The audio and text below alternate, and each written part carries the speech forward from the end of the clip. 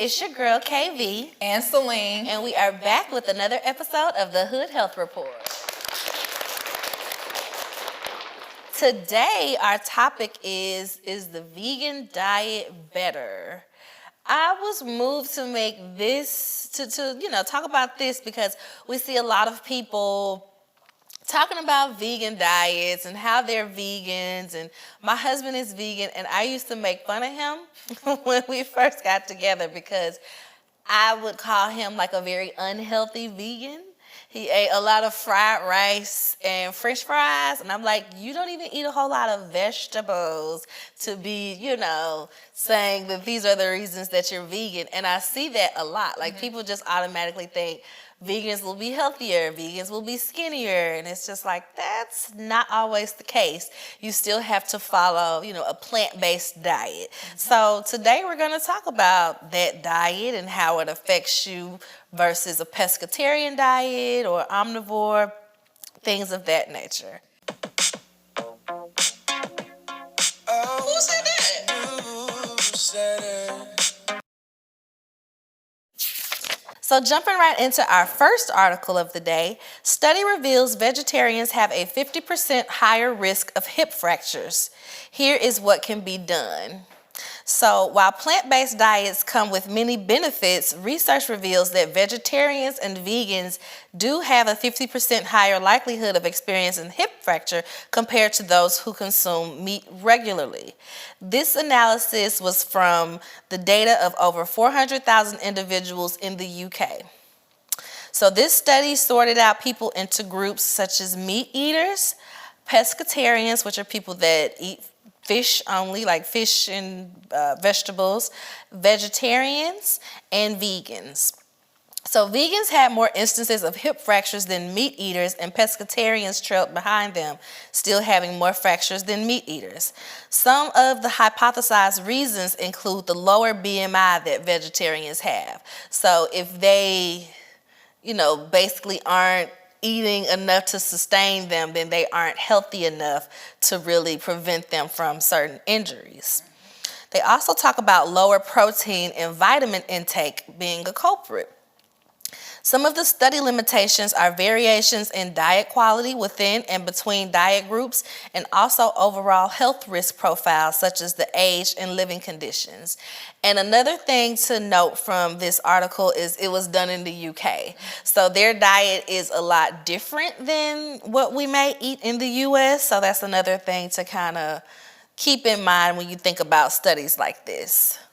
And to add on, it said that vegetarians consume less dietary proteins, iron, iodine, and some of the other essential vitamins that they might need, so B12 and vitamin D. And then also, if you are a vegetarian or vegan, it's a way to increase those protein levels is to add things like soy products like tofu, edamame is a good one as well. In addition to like more beans and various nuts and seeds to provide excellent sources of protein. You can think of lentils, nuts, and seeds like walnuts and almonds.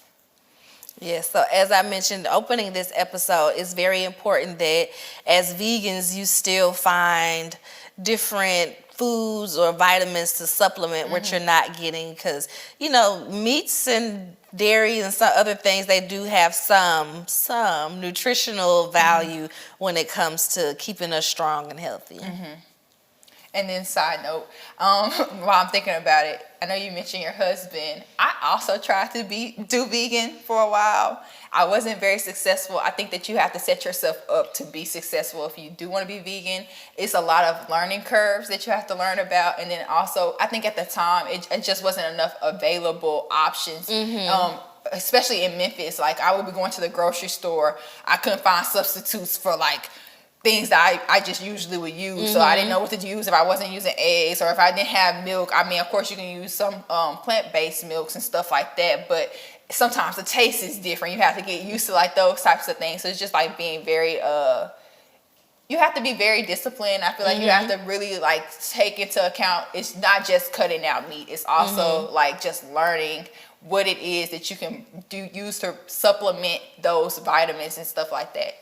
Yeah, and I'll say in our house, I try to make sure we get a lot of beans and lentils because they do provide, different proteins and things of that nature. And now we only buy vegan butter. Like, we don't even really buy real butter anymore because, if we're cooking, the vegan butter, it gives the same effect. It's the same taste. And with the eggs, a lot of people don't know flaxseed.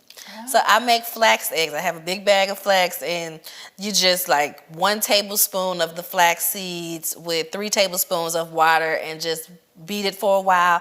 And once you let it sit for about 5 minutes, it has that same consistency of an egg. So when I'm making cornbread or dressing, as I have for over the holidays, that's vegan for my husband, I use that flax egg to, You see, I don't know if I would necessarily go back, but it's good to learn stuff like that. I think when I was doing it, it was just so early on. I didn't know those types of things. So it's just important if you are going to consider becoming vegan or changing your diet, just learning and just really experimenting, honestly.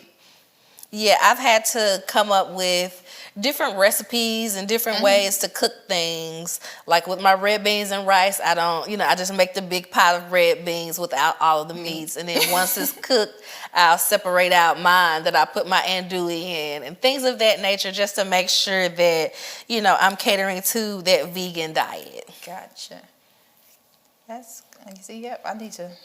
I don't know if I could ever go back. Yeah, I don't think I can ever be fully vegan. I like cheese and yogurt a little too much. I have some vegetarian days sometimes where if I'm cooking a vegan meal and I don't feel like cooking anything else, I'll just go ahead and eat whatever I cooked for my husband. But to be full-blown vegan, that's a lot. I'm going to hop into the next article. So it says, research shows that vegan diets lead to nutritional deficiencies, health problems. Plant-forward, omnivore, whole food diets is healthier. So in this article, it says that the vegan diet is often promoted as being good for heart health. Eliminating consumption of animal products may cause nutritional deficiencies that can lead to negative consequences. With that statement, I think it's important that you remember it's not necessarily saying that being vegan is a bad thing. I think it more so is saying if you aren't getting those necessary vitamins and stuff of that nature, then of course you're putting yourself at risk of, being deficient in certain aspects. And then also avoiding consumption of animal-sourced foods may also be related to higher rates of depression and anxiety. Because I watched a video on this. Basically, sometimes when people are killing animals and stuff like that, they're putting those animals in a lot of stress and other things. So they say that sometimes that can be what's the word when you consume it, you're consuming their fear and their pain. So a lot of times people say that leads to depression, anxiety, secondhand. I guess it's secondhand. And then instead of eliminating all animal source foods, researchers concluded that plant-forward whole food diets may be more effective than the dietary approach to improve life expectancy. So instead of eating pork every day, maybe cutting back on it some days, or finding other sources of foods to even out, what it is that you're eating. If you aren't necessarily comfortable with becoming completely vegan or going vegetarian, just finding a good mix of both, so that way you are putting yourself at less harm's risk of just a healthier diet in general. And another thing just about the vegan diet in general, I've been finding that a lot of restaurants have super processed food. So it's is the vegan diet really much better if you're eating processed meat with processed cheese, with processed sour cream, everything you're trying to make to be a normal thing of nachos, but making it vegan, it's heavily processed. And we've seen where Beyond Meat and other Impossible Meat, things like that, they'll change their recipes and add in some random carcinogens lot or of things, a lot of additives. additives to make it more meat-like or keep it red or, you know, a cheaper way to keep it in production. So these are also things to think about. And that's why I like that this article talked about, you know, not necessarily having to be vegan, but being more plant-forward. Because just because you're vegan doesn't mean you're eating plants. Exactly. And that's what I noticed here in Memphis. Like, we have vegan restaurants that are popping up, but most of them don't even have vegetables. Yeah. Like, I feel like I should be able to go to a vegan restaurant and get a sauteed vegetable, you know, whether it's some cabbages, some zucchini and squash, but a lot of them don't have that. They'll just have fried mushrooms, fake meat, fake cheese, and all of these fried foods to simulate, you know, real chicken and things of that nature. Now that you mentioned, I think that was like another thing that was really hard for me when I was trying to be vegan. I know what chicken tastes like. I know what chicken is. So if I'm eating cauliflower buffalo wings, I could just say I'm eating cauliflower with buffalo sauce, and that's fine because that's what I'm eating. I don't think we necessarily need to say that it's a chicken wing or something like that. Like, just enjoy what you're eating, enjoy the vegetables that you're eating instead of trying to simulate something else. I think that would help it out a lot, in my opinion. Yeah, I've also seen like on social media where people try to do the fake chicken leg, and they have that wooden stick and they're like wrapping this processed soy or whatever tofu around it to give it the look of chicken or ribs, and I'm just like, you can't think that this is healthier than just eating the chicken. Like, they have processed this so heavily that it's now like not healthy at all. And I even saw, because you know the holidays just passed, where somebody was making vegan chitlins, and I was just like, what is this that you in your kitchen playing with, and why? It was just so ridiculous to me to see how they try to make everything vegan, opposed to just eating some vegetables, eating some nuts and some lentils and some beans. Like, eat your fruits and veggies, have a nice salad. Like, what happened to the salad? You know, but like I said, these vegan restaurants, they don't even have vegetables. So they also stated that these deficiencies can be related to higher rates of depression, anxiety, hair loss, weak bones, muscle wasting, skin rashes, hypothyroidism, and anemia. So like a lot of these deficiencies, if you aren't eating the plant-forward diet and you're not taking any supplements to, you know, supplement the stuff that you're missing, could cause a lot of health issues. A lot of health risk. So animal foods such as wild-caught seafood, pasture-raised meats, eggs, and sweetened dairies are some of the things that, you know, kind of balance these things out. Like I said, not necessarily going full vegan unless you know, incorporate all of the veggies, nuts, avocados, berries, olive oils, legumes, and such, beans, that is. So yeah, making sure that you have a well-rounded diet and not just going to cut out meat. I also find if you are trying to become vegan, it's easier if you slowly taper it off instead of trying to do it all at once. I think that might help if you really do feel like you want to be vegan. Slowly changing your diet instead of doing it all at once, because I feel like if you do try to do it all at once, it's harder for you to transition. It's a hard transition, especially if you've been eating meat your whole life, or if you've been heavily eating food that is animal based. So the next one is a vegan diet healthy? A vegan diet is a type of vegetarian diet that excludes not just meat, but all animal products, including dairy and eggs. Vegan diets can be a part of a healthy lifestyle when planned and implemented correctly. That's the reason why I said if you are planning to do or become vegan, it's just important to learn what it is, plan out your diet, and then also just have the information so that way you're able to do it successfully. A healthy diet should be one that is colorful, has a variety of plant-based foods, includes fresh vegetables, fruits, nuts and seeds, beans, and whole grains. So it's just important that you get the whole color wheel involved with your diet, and that you aren't just eating processed vegan food, because it says processed vegan food, like it's important that you're still able to like get the whole variety of plant-based foods in there. Limiting high processed meats and meat alternatives in either diet is important, and it's key to optimizing health benefits for any diet. And then growing children should not be on a vegan diet. Well, this is what the article says, but I mean, if you're a parent, you're going to do what you want to do. Growing children should not be on a vegan diet due to the lack of essential vitamins, minerals, and proteins needed for these growing bodies. So I guess if you do have a child that wants to be vegan, or you're implementing a vegan lifestyle on your child, then just making sure that you are still providing them with those key vitamins, minerals, and proteins that they might need in order to, grow and develop. So with you mentioning, kids, it's not recommended that they follow a vegan diet, it made me think about back before I got pregnant, talking with my husband about how, since he's vegan, does he expect us to raise a vegan child? And I told him, I did not want to do that. I did not want to have a child that goes to the birthday parties and they can't eat the cake and the ice cream like the other kids, or don't nobody want to watch them overnight because they got to cook them special foods and all the things like that. But when I'll say up until she was about 1.5, she pretended to be vegan for quite some time.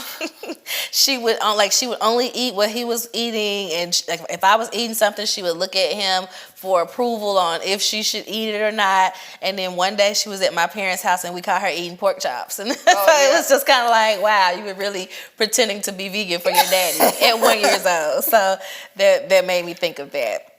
So they also talk about some supplements vegans should be mindful of. Mm-hmm. One is calcium, which would be fortified milk alternatives, broccoli, leaf greens, almonds and almond butter. Another one is iron, which would be soy nuts, tofu, kale, spinach, beans, and peanut butter. For protein, look at lentils, beans, quinoa, oatmeal, hemp seeds, whole grains, and nut butters. And for B12, fortified cereals or orange juice. B12 is one of the most challenging nutrients to try to achieve optimal intake and typically requires oral supplements. I know now people even do the B12 shots a lot. Mm-hmm.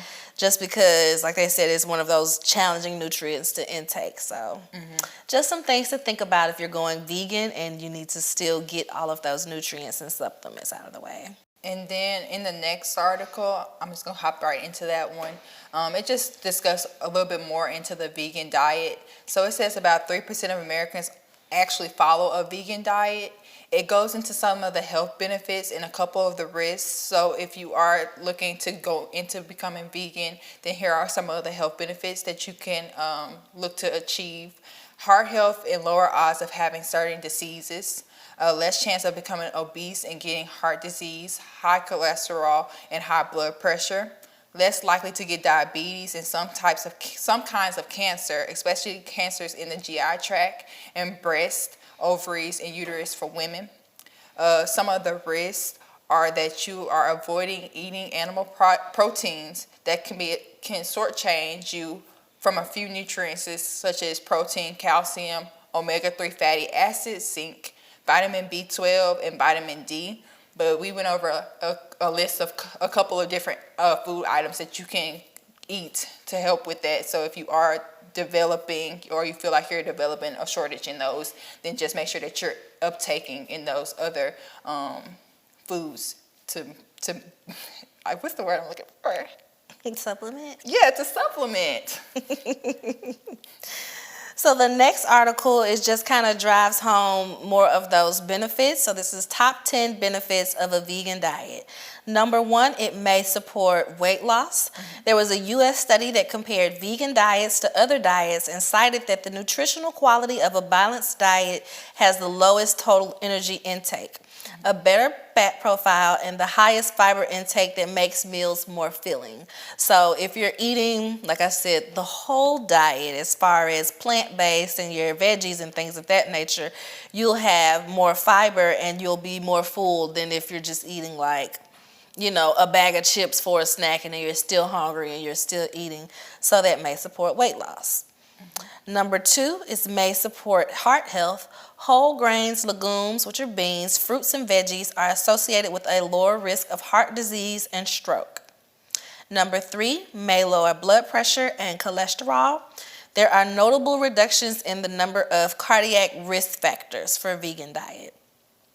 Number 4 may support blood sugar balance. Vegans tend to have higher insulin sensitivity and lower blood sugar levels, which reduces risk of developing type 2 diabetes. Number 5 may reduce the risk of diabetes complications for those that already have diabetes. Number 6 may reduce the risk of certain cancers. Eating more plant-based foods and cutting intake of smoked or processed red meats has been shown to reduce cancer risk.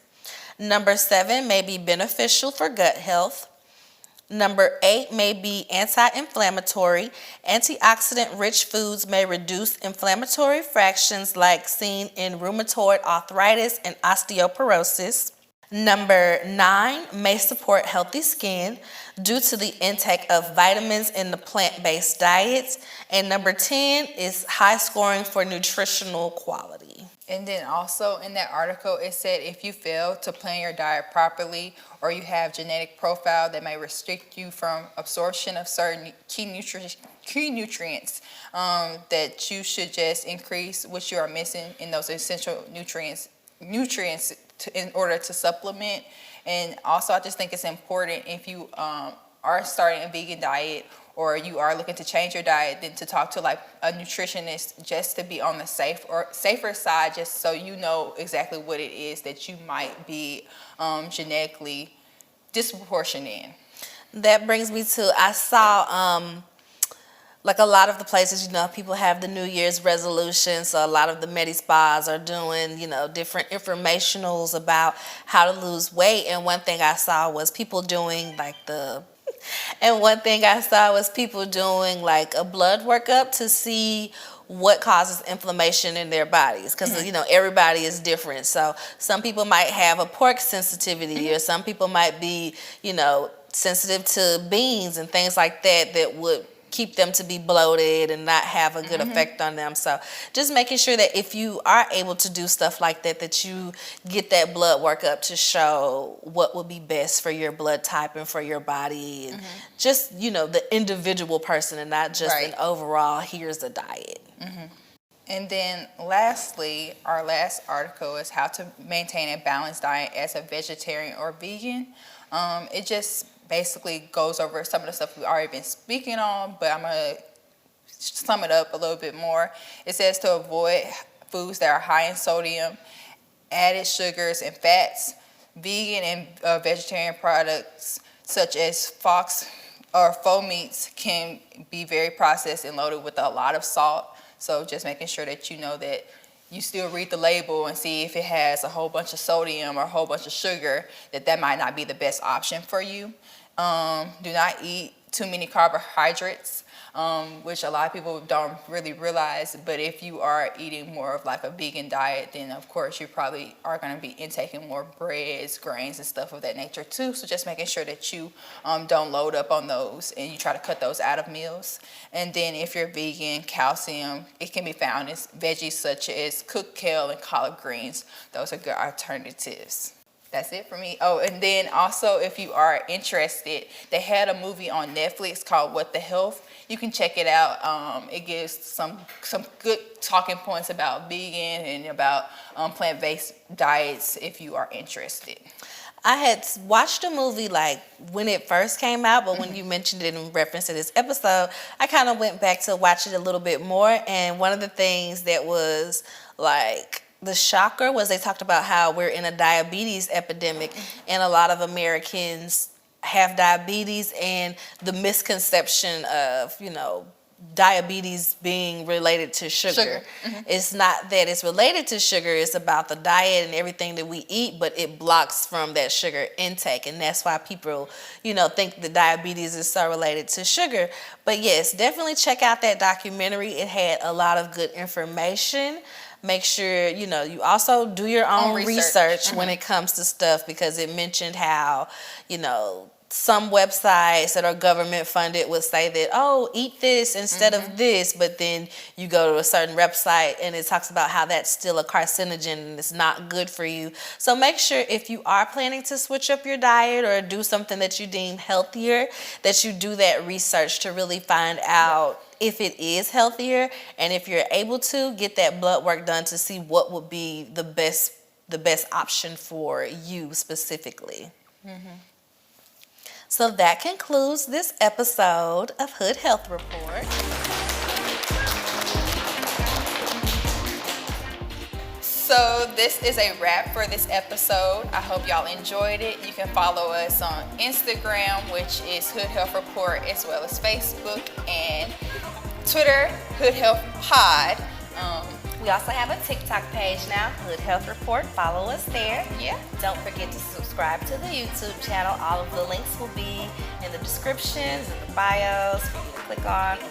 Tap, like, comment, do it all. Subscribe, all of the things. Share it with a friend. Yes. Share it on your social media. If you have a TikTok, make a little video, send it. Let us know you're out there watching, guys. All right, that's it for this episode. Bye.